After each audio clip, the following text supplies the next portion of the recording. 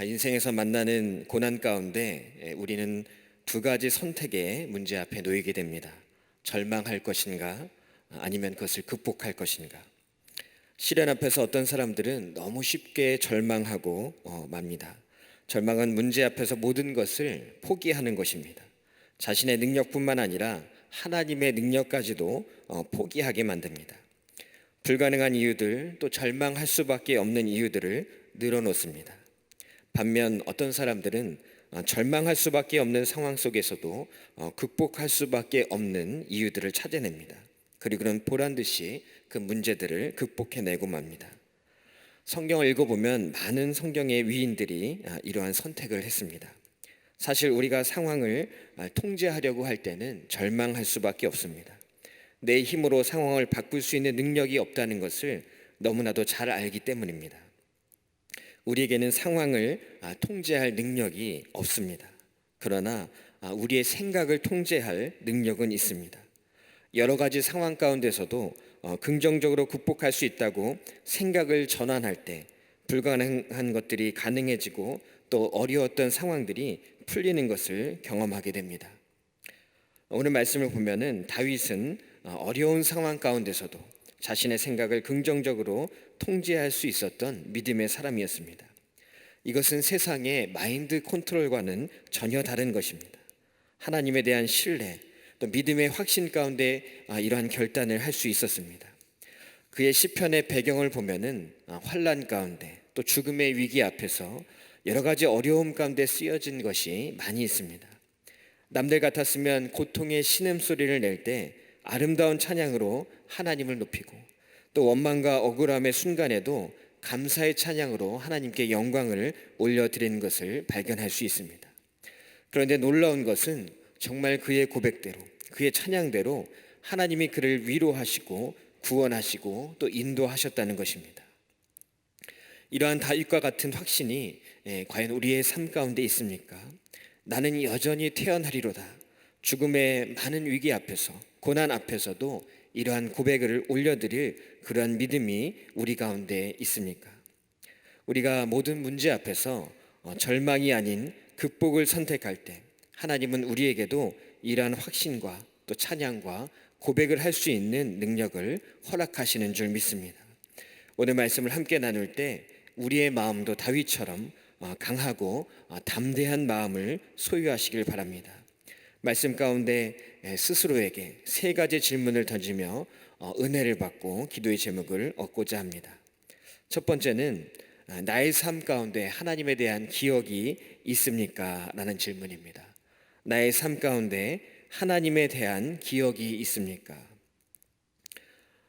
오늘 본문을 시작하며 1절에서 다윗은 여호와는 나의 빛이요 나의 구원이시니 내가 누구를 두려워하리요, 여호와는 내 생명의 능력이시니 내가 누구를 무서워하리요 라고 고백을 합니다.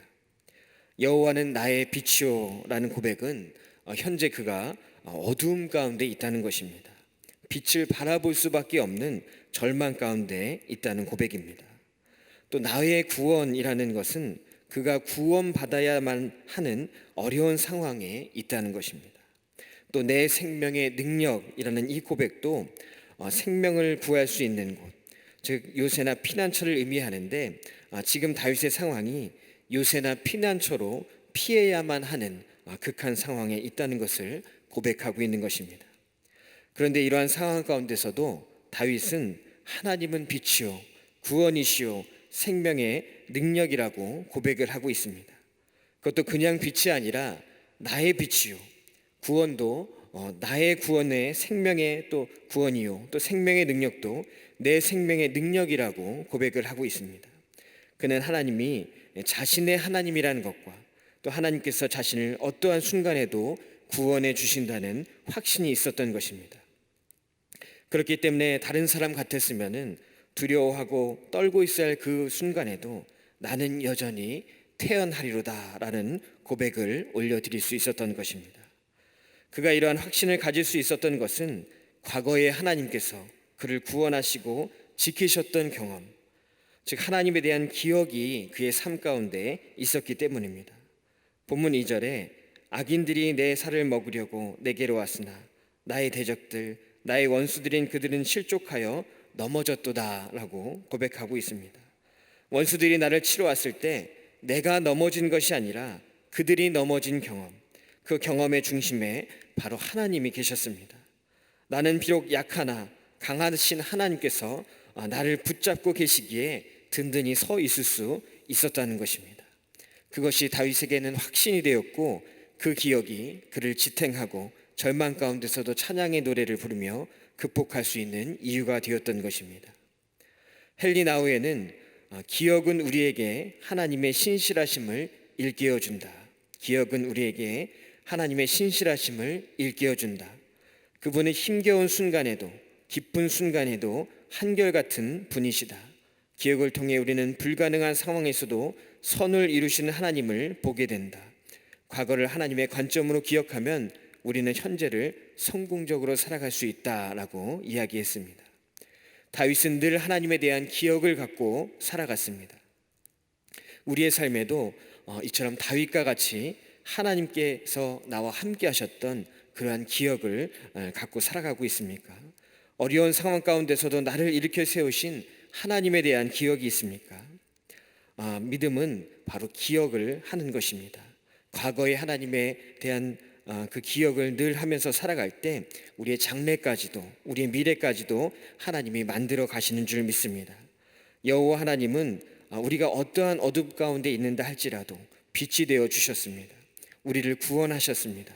지금까지 우리의 피난처가 되어 주셨습니다.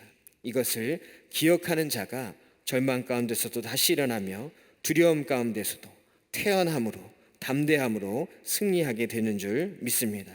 오늘도 이러한 믿음을 소유하는 우리 모두가 되시기를 간절히 축원합니다. 두 번째 질문은 하나님을 향한 기대가 있습니까? 하나님을 향한 기대가 있습니까? 다윗의 하나님에 대한 기억은 하나님을 향한 기대로 이어집니다.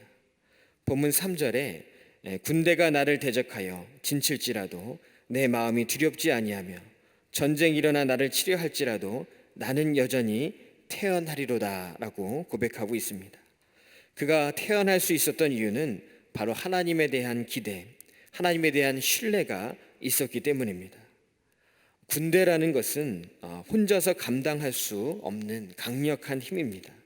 그런데 그 군대 앞에서도 태어나리라는 것은 아무리 또 어떤 강력한 존재가 내 앞에 온다 할지라도 두려워하거나 흔들리지 않겠다는 것입니다. 그 이유는 그가 하나님에 대한 강력한 확신이 있었기 때문입니다. 이 강한 확신이 기대로 이어지는 것입니다. 나는 부족하다 할지라도 그 무엇보다 강한 하나님이 계시기에 결코 두려워할 이유가 없다는 것입니다. 다윗은 환난 가운데 여호와의 집에 살면서 여호와의 아름다움을 사모하기를 원합니다. 여호와의 집에 산다는 것은 그가 어떤 순간에 있든지 하나님을 바라보며 하나님과 함께 하나님과 친밀한 관계 안에 있기를 사모한다는 것입니다.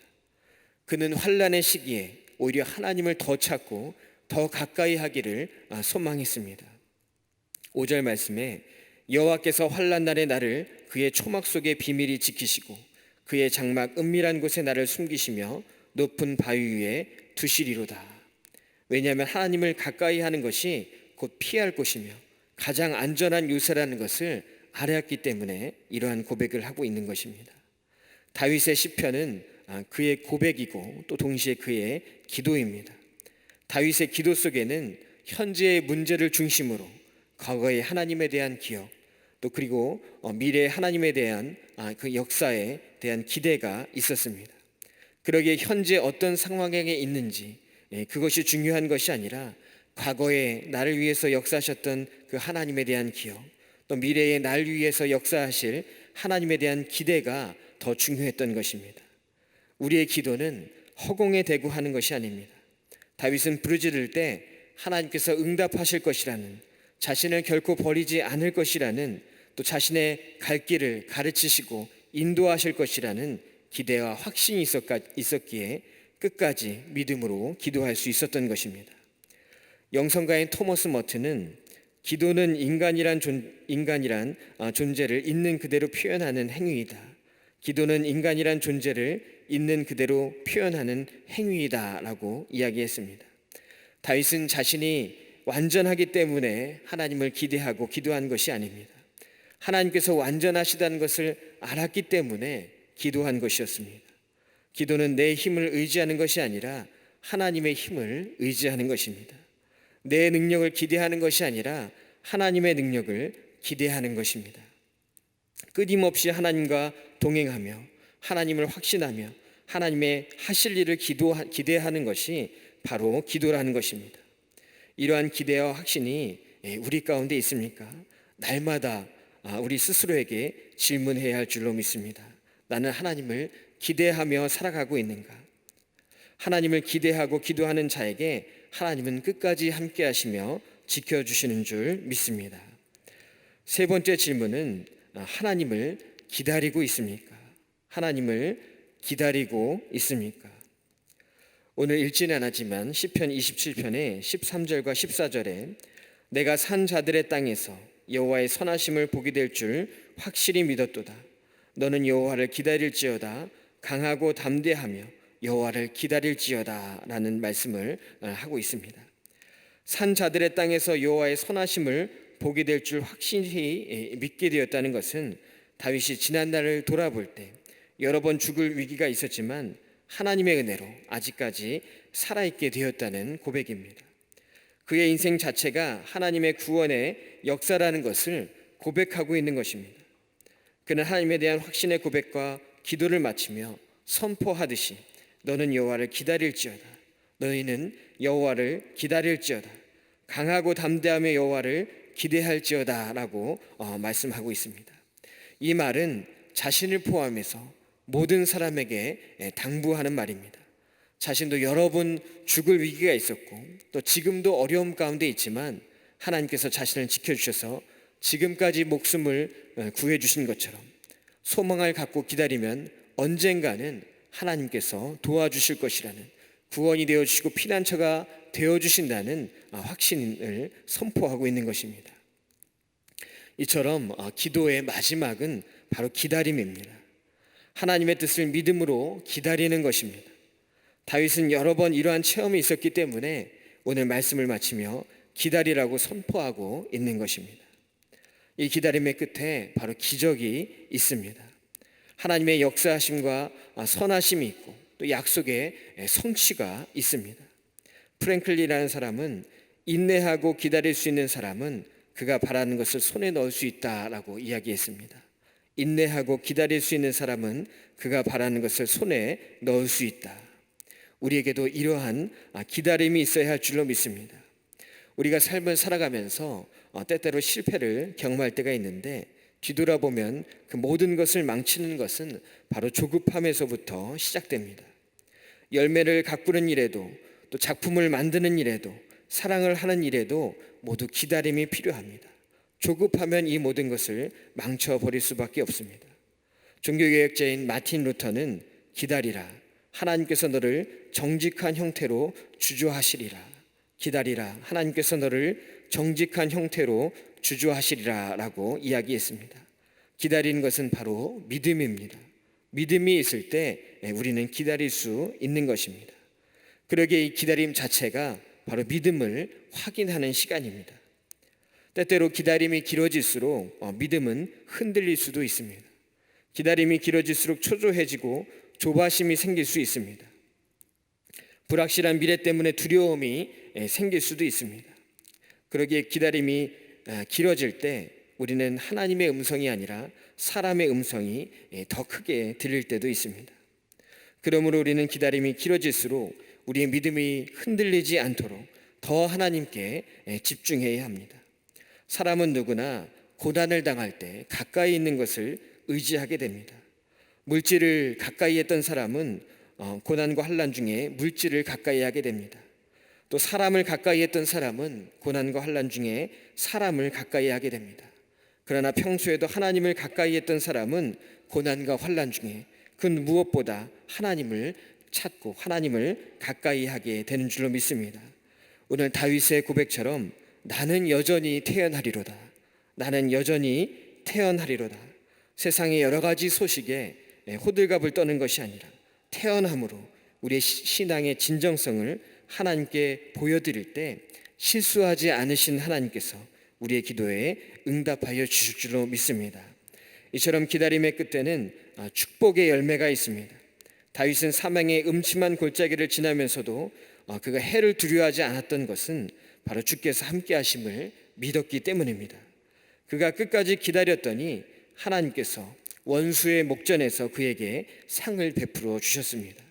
다윗이 너는 여호와를 기다릴지어다, 너는 여호와를 기다릴지어다, 강하고 담대하며 여호와를 기다릴지어다, 이렇게 선포할 수 있었던 것은 어떠한 환난과 어려움 가운데서도 우리를 구원하실 하나님을 믿음으로 기다리며 승리했던 것을 그의 기억 속에, 기대 속에, 그의 삶 속에 늘 느끼면서 살아갈 수 있었기 때문입니다.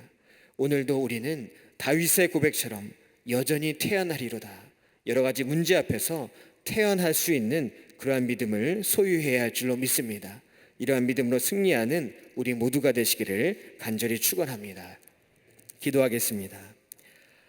사랑이 많으신 하나님 아버지, 말씀을 통해서 하나님께 드리는 기도에 대해서 함께 나눴습니다.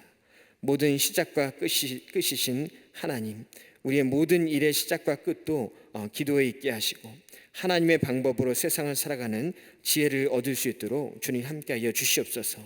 나는 여전히 태어나리로다, 나는 여전히 태어나리로다, 이러한 고백으로 어떤 환난과 고난 가운데서도 태어날 수 있는 믿음으로 승리하는 삶을 살아가게 하여 주시옵소서. 오늘도 주님께서 함께 하시고 크신 은혜 가운데 인도하여 주신 줄 믿습니다. 언제나 주님을 바라보며 믿음을 지킬 수 있는 우리 모두가 되게 하여 주시옵소서. 모든 것 감사드리며 살아계신 우리 주 예수 그리스도의 이름으로 감사하며 기도하옵나이다. 아멘.